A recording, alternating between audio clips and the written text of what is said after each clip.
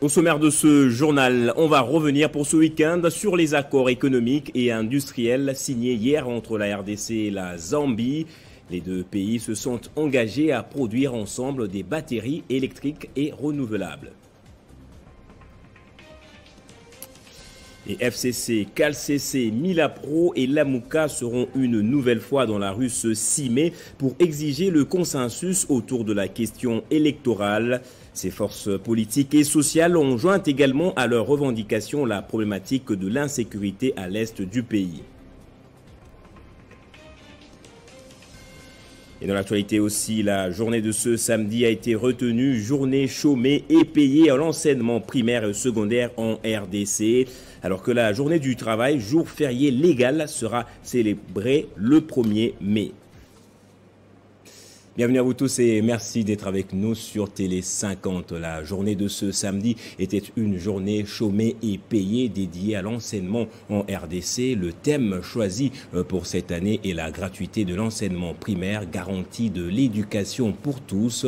Le ministre de tutelle Tony Mwaba a à l'occasion d'un défilé rappelé aux enseignants les grandes réalisations du chef de l'État dans ce secteur, dont la majoration des salaires et la mécanisation de nouvelles unités. Jean-David Kilolo. C'est au stade des martyrs de la Pentecôte qu'a eu lieu la célébration ce 30 avril de la Journée nationale de l'enseignement. Devant les partenaires de l'EPST, le membre du gouvernement, les députés nationaux et sénateurs, le ministre des tutelles, le professeur Tony Mwaba, dit organiser ce défilé pour rappeler l'importance de l'enseignement congolais, mais aussi célébrer la nouvelle ère de la gratuité. Les effectifs des enseignants payés sont ainsi passés de 410 254 à 675 609. Dans ce monde de circonstances, le ministre Tony Mwaba n'a cessé d'éventer la gratuité de l'enseignement, vision chère du président Félix Tshisekedi et matérialisée par le Premier ministre dont il pérennise. Pour lui, son avènement au sein du sous-secteur de l'EPST n'était pas d'abord d'évaluer les degrés de satisfaction des besoins des enseignants, mais par contre de vérifier si la République démocratique du Congo avance dans le chemin de la gratuité. Pour les ministres des tutelles, beaucoup des réalisations ont été enregistrées depuis sa nomination, entre autres la majoration des salaires, des primes des enseignants, la mécanisation de nouvelles unités ainsi que la lutte contre les antivaleurs. Le chef de l'État a voulu honorer les métiers d'enseignant au-delà du fait qu'il l'avait déjà fait par la gratuité qui a été rendue effective par lui-même, mais il a voulu aussi en ce jour manifester une fois de plus que l'éducation est au centre de son quinquennat. Tony Mwaba résume que toutes ces réalisations sont les reflets des efforts entrepris avec l'avènement de cette nouvelle équipe gouvernementale des Warriors. Cette cérémonie s'est clôturée par un défilé des élèves et enseignants. Et revenons sur la signature de l'accord effectué le vendredi entre la RDC et la Zambie pour l'exploitation commune des minerais stratégiques, notamment le lithium et le cobalt, essentiels à la fabrication des batteries pour les voitures électriques. La cérémonie s'est déroulée en présence du président congolais et celui de la Zambie. Entre la Zambie et la République démocratique du Congo, c'est l'histoire d'une relation vieille de plusieurs décennies. L'axe Kinshasa-Lusaka tient bon, avec pour preuve ce vendredi cette troisième visite en terre zambienne du président de la République démocratique du Congo, Félix Antoine Tshisekedi, en provenance de Lubumbashi. Accompagné de la distinguée première dame, le chef de l'État congolais a été accueilli à l'aéroport international Kenneth Kaunda par le ministre zambien des Affaires étrangères à la tête d'un comité d'accueil constitué d'officiels congolais et zambiens. Après les honneurs militaires, le cortège présidentiel a pris la direction du centre de conférence Mulungushi, où le président de la République a été accueilli par son homologue zambien. Hakainde Hichilema et Félix Antoine Tshisekedi Tshilombo se sont par la suite entretenus en tête-à-tête avant de rejoindre la grande salle de conférence pour la cérémonie des signatures de l'accord de coopération entre les deux pays pour la mise en œuvre d'une chaîne des valeurs, des batteries électriques et des énergies renouvelables. Une initiative qui fait suite au DRC Africa Business Forum tenu à Kinshasa en novembre 2021 en présence des deux chefs d'État. Des discours ont ponctué cet événement, mais le temps fort de la cérémonie fut la signature de protocoles d'accord entre respectivement les ministres des Finances, des Mines, de l'Industrie de ces deux pays frontaliers détenant environ 70% des réserves mondiales de cobalt. Cette initiative transformatrice pour la sous-région de l'Afrique centrale et le reste du continent a été saluée par le président congolais, invité à prendre la parole. C'était un grand jour pour moi et pour l'Afrique parce que je souhaiterais que ce jour soit un jour précurseur pour la suite de la vie économique de notre continent. Que ce jour soit un exemple pour tous les pays d'Afrique, pour qu'ils comprennent qu'avec la création de la zone de libre-échange continentale, nous avons pris l'engagement devant nos peuples respectifs et devant l'histoire de nous mettre ensemble, de mettre ensemble nos énergies, nos intelligences, nos capacités pour pouvoir faire avancer l'Afrique dans le domaine économique. La même joie a été partagée par son homologue zambien qui a fait remarquer que ce projet ne constitue pas une menace pour d'autres pays, mais plutôt une opportunité pour le développement du continent. Un communiqué final des assises lu respectivement par le ministre congolais de l'Industrie en français et son homologue zambien en anglais a sanctionné ces assises. Les deux États conviennent notamment de mettre en place un cadre de gouvernance dénommé les Conseils de la batterie de la RDC et de la Zambie et s'engagent par ailleurs à identifier un site pilote pour l'érection d'une industrie de la chaîne de valeur de batterie devant abriter le projet en RDC, en Zambie ou à cheval entre les deux pays. Et un autre bond en arrière dans ce journal, le renforcement des relations entre le Sénat congolais et le Parlement chinois a été au centre d'un échange vendredi dans la soirée entre le président du Sénat, le professeur Modeste Bahati Lukwebo, et l'ambassadeur de la Chine en RDC, Zhu Jing. Pékin a salué l'évolution positive de ces relations avec Kinshasa 5 ans après. Fabien Lumbala. L'ambassadeur de la Chine en RDC est venu s'imprégner du niveau d'avancement des contacts pour la constitution du groupe d'amitié Chine-RDC à la Chambre haute du Parlement. Avec Modeste Bahati Lukwebo, Zhu Jing a également abordé des questions liées à la coopération économique. Et sur ce chapitre, justement, le diplomate chinois s'est dit satisfait de l'évolution des échanges commerciaux entre son pays et la RDC. Oui, les relations entre nos deux États sont au très beau fixe. D'abord, la coopération est fructueuse. Elle continue de marquer de nouveaux progrès. Dans les 3 premiers mois de l'année 2022, les échanges commerciaux ont connu une croissance de près de 100%, avec un excédent commercial très important pour la RDC.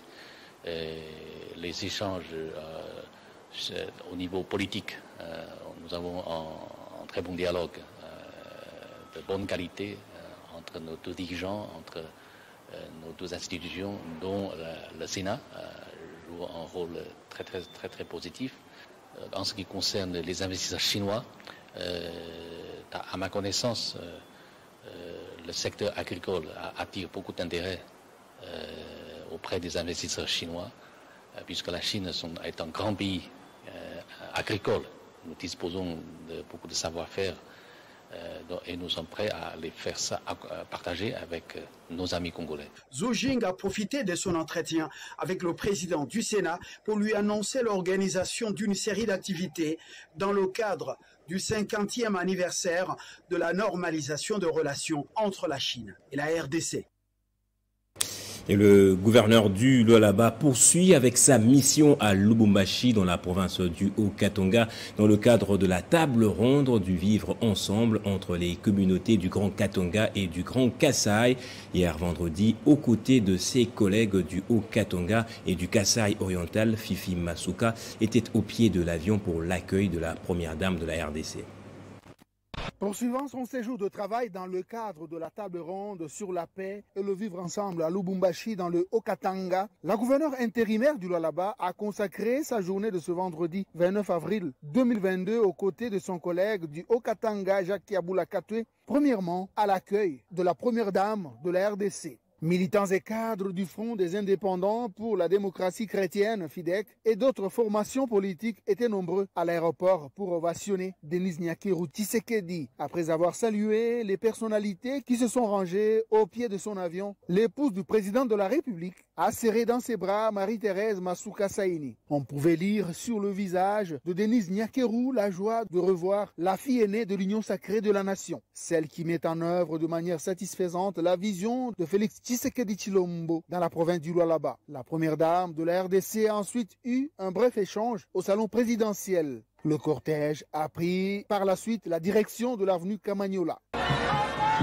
Puis, dans l'après-midi, Marie-Thérèse Masuka Saini était encore à l'aéroport de Luano pour accompagner le couple Tshisekedi qui se rendait en Zambie. Avant de s'envoler, le président de la République a salué les autorités provinciales du Lualaba, du Haut-Katanga et du Kasaï oriental, tout en leur donnant des orientations au sujet de la table ronde sur la paix et le vivre ensemble. Selon des sources proches de la présidence, le chef de l'État va rentrer par Lubumbashi pour présider la clôture de la table ronde. Et vous l'avez suivi dans le sommaire, les forces politiques et sociales, dont le FCC, la coalition Lamuka et le CALCC Milapro, ainsi que différents mouvements citoyens, ont annoncé un sit-in ce 6 mai pour exiger le consensus autour des réformes électorales. Dans une déclaration faite ce samedi, elles ont décrié l'insécurité grandissante dans la partie est du pays. Christian Calonge. Vu l'impératif d'améliorer les conditions et cadre de vie de la population, de doter le pays des institutions légitimes grâce aux élections de 2023 que nous voulons tous crédibles, impartiales, transparentes et apaisées. Les forces sociales et politiques de la nation informent l'opinion publique nationale et internationale de la reprise des manifestations publiques pacifiques pour obtenir un consensus autour des réformes électorales en vue des élections libres, inclusives, crédibles, impartiales et apaisées dans le délai constitutionnel. Ce consensus devra être trouvé entre les parties prenantes au processus électoral. Protester contre la hausse vertigineuse des prix des denrées alimentaires. Exiger le remboursement de l'argent prélevé illégalement à la population à travers le RAM de triste mémoire. Dénoncer l'incapacité du pouvoir à mettre fin à l'insécurité récurrente dans la partie est de notre pays. Désapprouver les négociations en cours à Nairobi entre le pouvoir en place et les groupes armés instrumentalisés par les pays voisins. Par conséquent, les forces sociales et politiques de la nation organisent un sit-in devant le palais du peuple le vendredi 6 mai 2022 et appellent la population congolaise à la mobilisation totale pour barrer la route au passage en force sur les réformes électorales. Et pour le FFN, c'est une manière de matérialiser le projet du chef de l'État de plantation d'1 milliard d'arbres à l'horizon 2023. Sous l'impulsion de la ministre de l'Environnement, 10 hectares ont été reboisés dans le territoire de Kasangulu au Congo central par cette structure de l'État. On voit ça dans ce reportage extérieur. Dans les soucis de matérialiser le programme d'1 milliard d'arbres du président de la République, Félix Tshisekedi, le directeur général du Fonds forestier national Honoré Moulumba, sous l'impulsion de Madame le vice-premier ministre, ministre de l'Environnement et du Développement durable, a décidé de financer le reboisement dans la province du Congo central. Environ 10 hectares sont reboisés dans la concession forestière éco-village de Kimata dans les territoires de Kasangulu par l'ONG en charge de l'exécution Sanvir. Nous avons initié un projet pour reboiser quelques hectares que nous avons soumis auprès du Fonds forestier national. L'institution qui a reçu, accepté l'écho de notre projet et le Fonds forestier national nous a soutenus. Il a mis à notre disposition les moyens financiers et techniques pour que nous puissions reboiser une superficie de 10 hectares avec des espèces diversifiées. Il s'y est de rappeler que le Fonds forestier national, sous la direction de son directeur général Honoré Moulumba, continue de financer les projets de reboisement à travers le pays. Après l'espace du Grand Kasaï, le Haut-Katanga, c'est au tour du Congo central. Ces financements vont se poursuivre en vue d'atteindre les objectifs. Et né Mwanda Nsemi, le président national de Bundu Dia Mayala plutôt, se porte bien physiquement et mentalement. Il maintient sa candidature au poste du gouverneur au Congo central. Il a déclaré dans un point de presse tenu dans sa résidence. Le chef spirituel dit avoir le soutien de la population du Congo central qui le réclame à la tête de cette province afin de mettre fin à tous les désordres et aussi trouver les solutions idoines afin d'améliorer les conditions sociale de la population. Le président national et chef spirituel de Bundu Dia Mayala, Mwanda Nsemi, confirme sa candidature au poste de gouverneur du Congo central. Il est rationnel et ne présente aucun souci de santé comme spéculent ses détracteurs. Je me prépare à descendre dans le Bas-Congo. Mais beaucoup de gens, la cabale, ils ont mis à raconter des choses. Même à la radio, ils ont dit Mwanda Nsemi, Makolonaye Vibi. Voici mes pieds. C'est pour mes caractères de la liste, ils disent Makolonaye Vibi. Au monde, ils s'appellent Aléa Kalisoussouté. Ils n'écrivent plus. Ce sont des baladins qu'ils ont racontés pour salir un innocent. Dans une pétition initiée au Congo central, la population, les confessions religieuses et toutes les tendances ne jurent que sur l'avènement de Mwanda Nsemi à la tête de cette province. Et moi, j'étais tranquillement chez moi. Le peuple du Bas-Congo s'est réuni. Il a dit, la province, ça ne marche pas. Or, nous savons que Mwanda Nsemi, c'est un type sérieux. Il a été au Parlement. Il a été le seul député incorruptible. Alors, le peuple Congo a fait une pétition. Des milliers de pétitionnaires ont décidé que Mwanda Nsemi puisse devenir le gouverneur du Congo central. Le président de Bundu Dia Mayala a reçu le soutien des autorités coutumières du Grand Bandundu pour gagner la bataille du 6 mai à Matadi.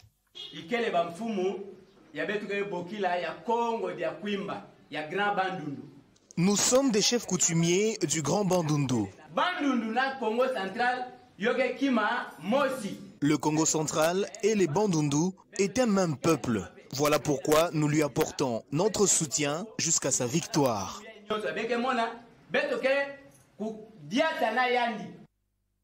Et toujours au sujet des élections de gouverneurs, le regroupement politique AFDC a demandé à ses membres de se retirer au profit des tickets de l'Union sacrée. Il s'agit notamment de Thérèse Maloba Ngoï, candidate gouverneur du Haut-Lomami, Cécile Kissoula, candidate vice-gouverneur dans la même province, Moni Samba Kayabala, candidat gouverneur du Tanganyika, Antoine Di Melo Di Lukombo, candidat gouverneur du Congo central, Arsène Moukadi, candidat vice-gouverneur du Haut-Lomami. Ces candidats, apprend-on, étaient saisis officiellement par ces instances et les instances supérieures de leur regroupement politique. Il les a appelés à la discipline à défaut de les sanctionner selon le règlement.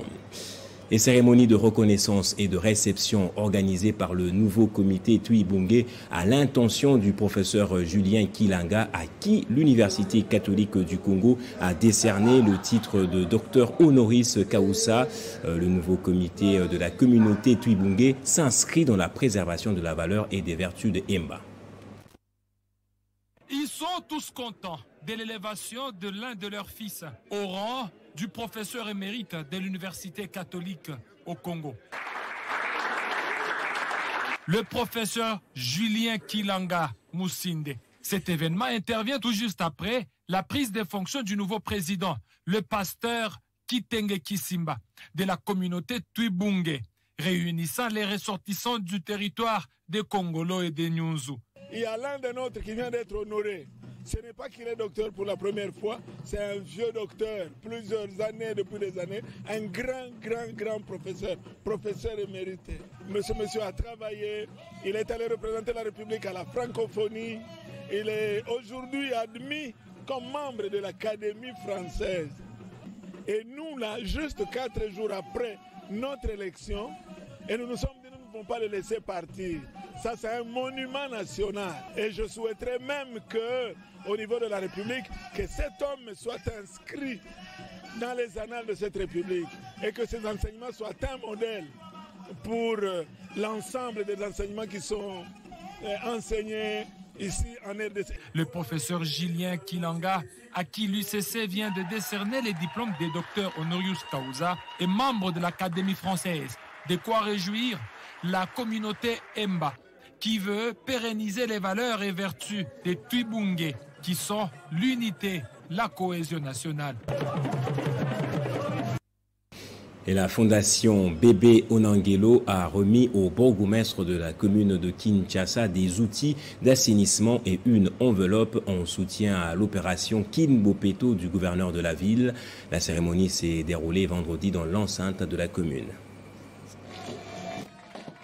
Infatigable et dynamique dans l'amélioration des conditions de vie de la population congolaise, le député provincial Justin Omokala et président fondateur de la fondation Bébé Onangelo a apporté son appui manifeste dans l'opération Kinbopeto initiée par le gouverneur de la ville-province de Kinshasa. Ce vendredi 29 avril, il a remis au bourgmestre Haï de la commune de Kinshasa quelques outils de travail pour l'assainissement de la commune et une enveloppe pour la subvention de personnes qui seront affectées à l'exécution de ce programme. La fondation, qui est une fondation internationale, a jeté son dévolu sur Madame la bourgmestre de la commune de Kinshasa ainsi que ses chefs de quartier pour lui appuyer, faire de lutter contre les salubrités dans sa juridiction.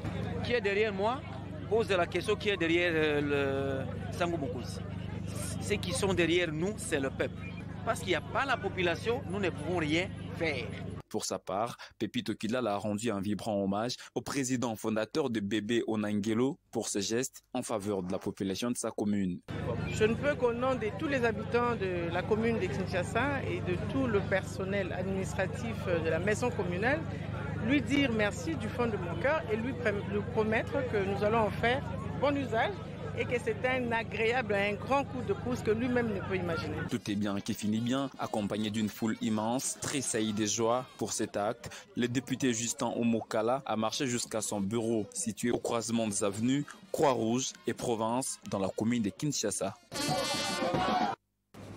Et pour terminer, la députée nationale Henriette Ouamou a pris part à la commémoration du 63e anniversaire de la disparition des Mama Mwilu à Nkamba dans la province du Congo central. Pour l'élu de Funa, l'épouse de Simon Kimbangu est l'une des femmes de référence dans la lutte pour l'émancipation des consciences et des Congolaises et un symbole de courage.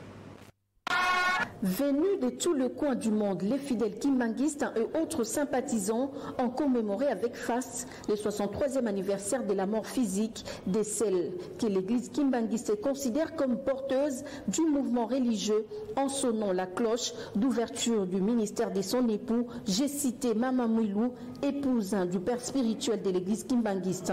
Au cours de ces cultes organisés le 27 avril en Kamba par les femmes de cette communauté, plusieurs personnalités, entre autres les membres du gouvernement, les députés et sénateurs et autres personnalités ont pris part à cette cérémonie commémorative. Dans sa prédication, les représentants légaux de l'église kimbanguiste a vanté les valeurs incarnées par Mama Mwilu.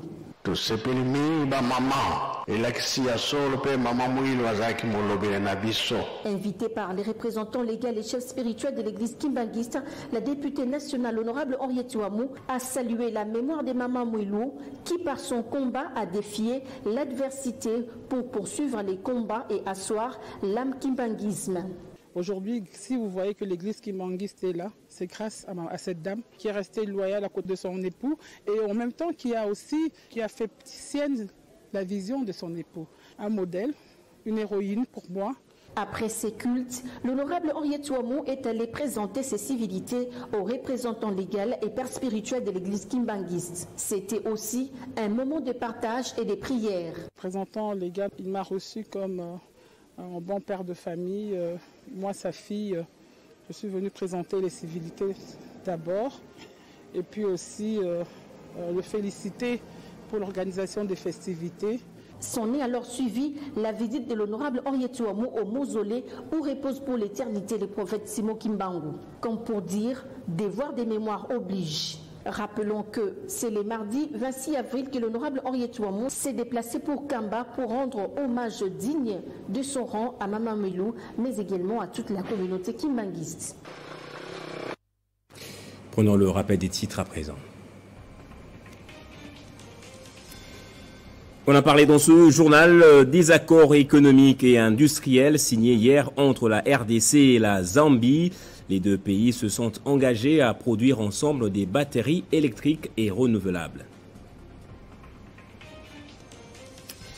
Et FCC, CalCC, Milapro et Lamuka seront en sit-in ce 6 mai pour exiger le consensus autour de la question électorale. Ces forces politiques et sociales ont joint également à leurs revendications la problématique de l'insécurité à l'est du pays.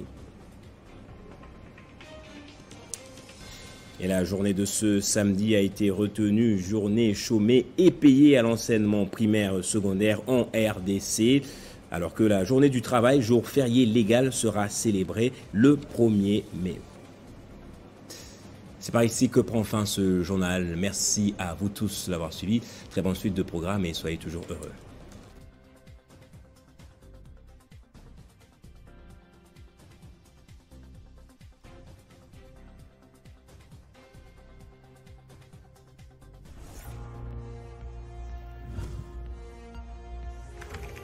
L'actualité reste incontinue.